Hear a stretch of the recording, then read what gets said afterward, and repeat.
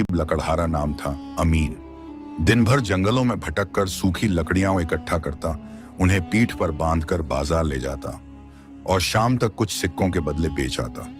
उसकी हालत इतनी तंग थी कि कई रातें भूखे पेट ही सोनी पड़ी ही रहती थी, मगर फिर भी अमीन कभी किसी का हक नहीं मारता था। उसके चेहरे पर हमेशा सब्र की परछाई और दिल में एक सच्चा ईमान था। उसका एक छोटा सा टूटा फूटा घर था, जिसमें बस एक बूढ़ी माँ रहती थी, बीमार और चलने फिरने में लाचार।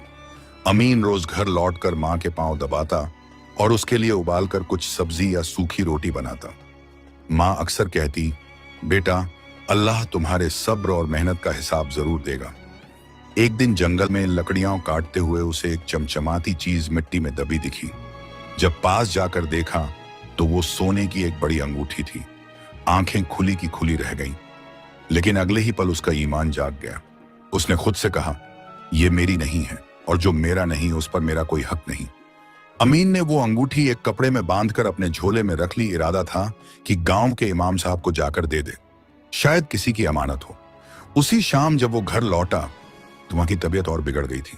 दवा लाने के पैसे नहीं थे और जेब में थी सिर्फ वही सोने की अंगूठी।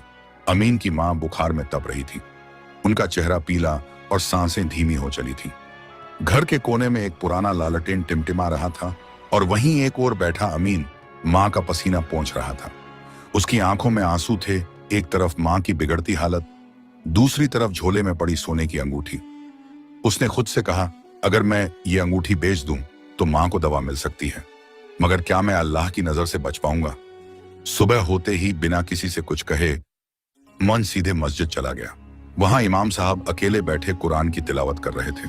अमीन ने सिर झुकाकर अंगूठी उनके सामने रख दी और पूरी बात बता दी। इमाम साहब ने उसकी आंखों में देखा और बोले, बेटा, तुमने आज जो किया है वो एक सोने की अंगूठी से कहीं ज्यादा कीमती है। तुमने अपना ईमान बचाया है। अल्लाह ऐसे इम्तिहान उन्हीं से लेता है जिनसे वह मोहब्बत करता है।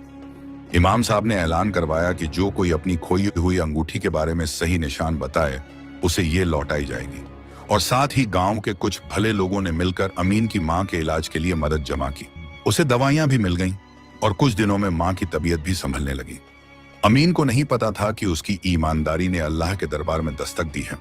एक रोज एक अमीर ताजिर उसी गांव में आया और मस्जिद में जाकर बोला, मैंने जंगल में अंगूठी खो दी थी, उस पर मेरे नाम अब्दुल मुजीब की मोहर है।